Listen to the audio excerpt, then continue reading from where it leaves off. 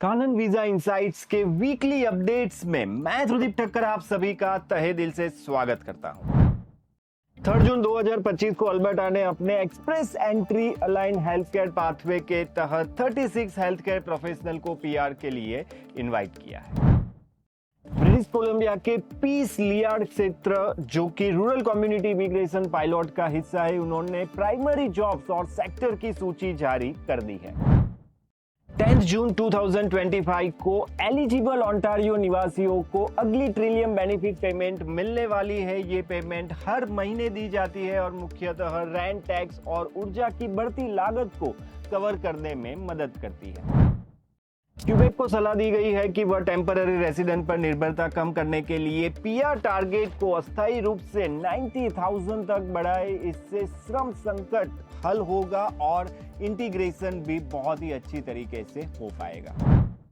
Canada सरकार ने Canada worker benefits यानी कि CWB को अपडेट कर दिया है। अब 12 जुलाई 2025 से नई बढ़ी हुई पेमेंट मिलना शुरू हो जाएगी। कनाडा का नया बिल C3 विदेश में जन्मे बच्चों को नागरिकता देने की अनुमति देगा। इससे लॉस्ट कैनेडियन और उनके बच्चों को नागरिकता मिलने का रास्ता खुल जाएगा। कनाडा ने फर्जी वर्क परमिट एक्सटेंशन पर सख्ती शुरू कर दी है। जॉब ऑफर के बिना स्टे बढ़ाने की कोशिश अब बैन या डिपोर्ट का कारण बन सकती है। क्यूबेक 2026-29 के लिए नई इमिग्रेशन पॉलिसी बना रहा है, जिसमें फ्रेंच भाषा को ज्यादा महत्व और टेम्पररी रेसिडेंट्स की संख्या में कटौती शामिल है। यूएई ने विदेश में पढ़ाई कर रहे अमीराती स्टूडेंट्स के लिए नई यूनिवर्सिटी रैंकिंग मापदंड लागू किए हैं। अब स्टूडेंट को केवल हाई रैंकिंग यूनिवर्सिटी में प्रवेश लेना होगा ताकि उनकी एजुकेशन और कैरियर के अवसर को और भी बेहतर बनाया जा सके। एक यूजर ने हमें पूछा है कि यूनिवर्सिटी का सिलेक्शन कैसे करना चाहिए। तो जब भी आप विदेशी यूनिवर्सिटी को चुनते हैं तो सिर्फ रैंकिंग को ध्यान में नहीं रखना है, उसके अलावा आपका कौन सा प्रोग्राम है, आपका कौन सा कोर्स है, फैकल्टीज कौन है, खर्च कितना आता है, करियर सपोर्ट आपको वहाँ पे कैसा मिलने वाला है, लोकेशन क्या रहेगा, वीज़ा पॉलिसी, ये सारी चीज़ों को आपको ध्यान में रखना चाहिए। ज़्यादा जानकारी के लिए आप हमें नीचे दिए गए नंबर पे संपर्क कर सकते हैं। और एक यूजर ने सवाल किया हुआ है कि अगर हमें स्टडी करने के लिए जाना है तो हमें कौन सी कंट्री सिलेक्ट करनी चाहिए। देखिए, यूएसए, यूके, कनाडा, ऑस्ट्रेलिया और जर्मनी में पढ़ाई का खर्चा, पोस्ट स्टडी वर्क वीजा और करियर ऑप्शंस अलग अलग है। सही देश आपकी प्राथमिकताओं पे निर्भर करता है। ज्यादा जानकारी के लिए आप हमें नीचे दिए गए नंबर पे संपर्क कर सकते हैं। ट्रंप के आदेश पर विदेशी स्टूडेंट्स पर बैन लगा है, जिससे हार्वर्ड जैसे संस्थान प्रभावित है। यूनिवर्सिटी का कहना है ये उनके वैश्विक दृष्टिकोण पर हमला है। भारतीय स्टूडेंट के द्वारा अमेरिका में गैरकानूनी एंट्री के मामले बढ़ रहे हैं। एजेंट और सोशल मीडिया के बहकावे में आकर युवा अपनी जान जोखिम में डाल रहे हैं। एक्सपर्ट का मानना है कि अवेयरनेस और लीगल विकल्पों की जानकारी होना बहुत ज्यादा जरूरी है। तो आप भी अगर यूएस में पढ़ाई करना चाहते हैं तो आप नीचे दिए गए नंबर पे जानकारी ले सकते हैं। सही जानकारी से सही तरीके से यूएस में पढ़ाई करने के लिए आप जा सकते हैं। कनाडा ने 726 VRA स्कोर वाले 277 PNP उम्मीदवारों को बुलाया है। ये 2025 का पहला ड्रॉ है जो कि नए इमिग्रेशन मिनिस्टर के अंतर्गत हुआ है। अभी तक 34,717 ITA जारी हो चुके हैं। पिक्टू काउंटी, नोवा स्कोशिया ने हेल्थ, IT, ट्रेड जैसे सेक्टरों में रूरल पीआर पाथवे खोले हैं। आप पीआर के लिए आवेदन कर सकते हैं। अब अगर आपका टेम्पररी वीजा एप्लीकेशन रिजेक्ट हो जाता है और दूसरा उसके बाद फाइल होता है तो वो भी रिजेक्ट माना जाएगा। ये नियम 28 मई 2025 से लागू हो चुका है।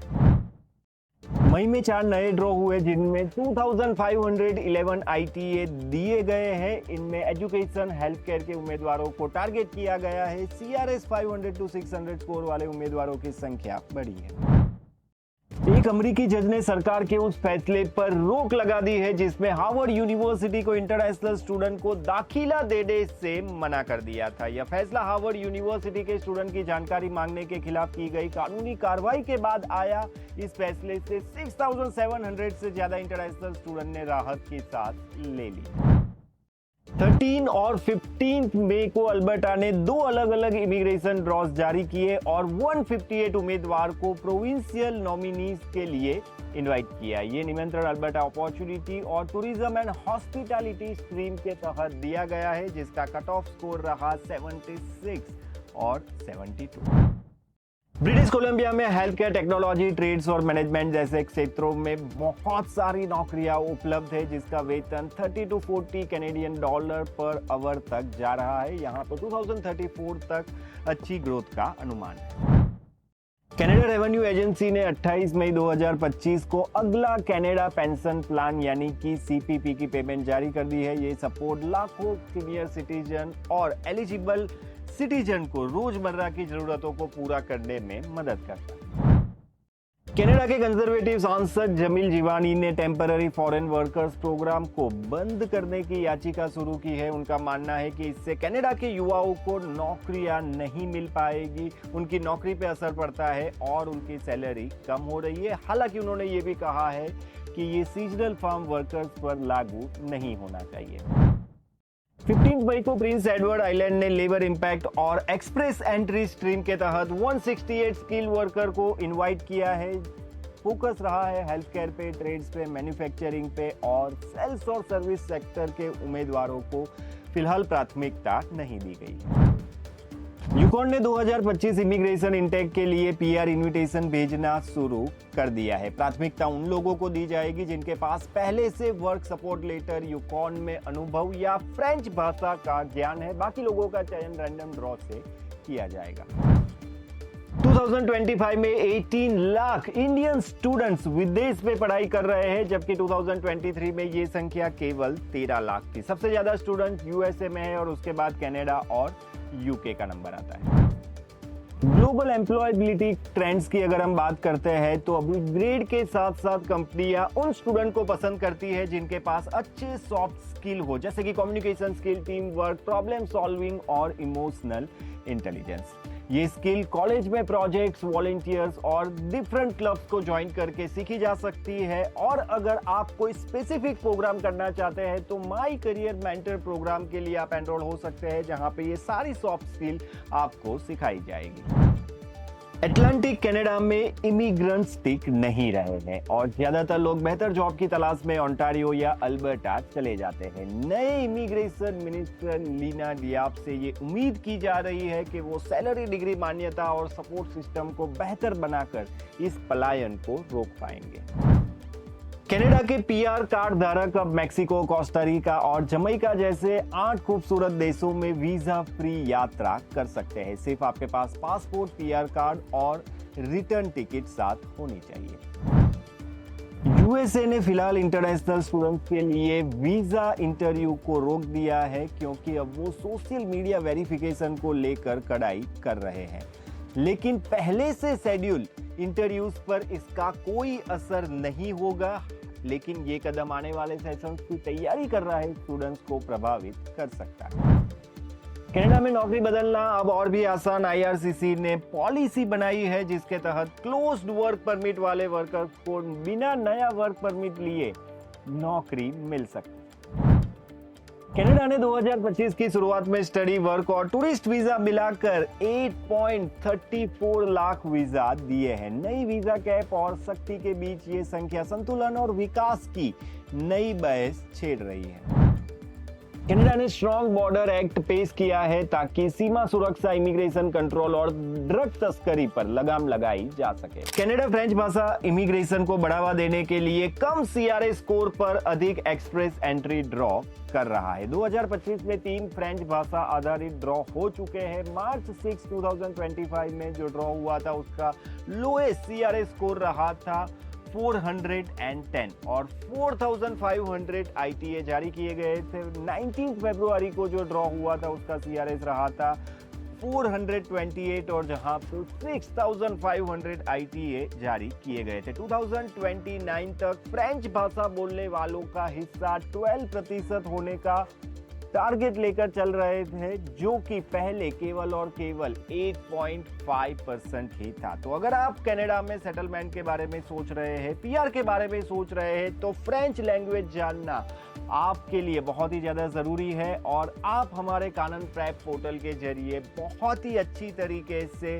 हाईली क्वालिफाइड फैकल्टी के द्वारा फ्रेंच लैंग्वेज सीख सकते हैं। ज़्यादा जानकारी के लिए आप हमें नीचे दिए गए नंबर पर संपर्क कर सकते हैं। 3 जून को ओंटारियो ने OANP के तहत 3719 PR इन्विटेशन जारी किए, जिनमें हेल्थ केयर स्टूडेंट्स और स्किल्ड वर्कर शामिल हैं। 4 जून को कनाडा ने हेल्थ केयर और सोशल सर्विस सेक्टर से 500 प्रोफेशनल को एक्सप्रेस एंट्री ड्रॉ के लिए आमंत्रित किया है। CRA स्कोर रहा 504। एक इंटरेस्टिंग रिसर्च सामने आया है जिसका कहना है कि कनाडा में इमिग्रेंट्स समय के साथ रेंट से घर खरीदने की ओर बढ़ते जा रहे हैं और 20 साल में लोकल से अधिक स्पेस यूज करते हैं। 3 जून को असाइलम के दावों पर कड़े प्रावधान किए गए हैं, विशेषकर उन दावों पर जो 1 साल बाद किए जाते हैं या इलीगल तरीके से प्रवेश करने के बाद किए जाते हैं। फ्रांस की यूनिवर्सिटी अमेरिका के वीजा अनिश्चितता के चलते इंटरनेशनल स्टूडेंट को फास्ट ट्रैक एडमिशन दे रही है। इमिग्रेशन नियम के बदलाव के बावजूद भी भारतीय स्टूडेंट की one of the top study destination में यूके शामिल है।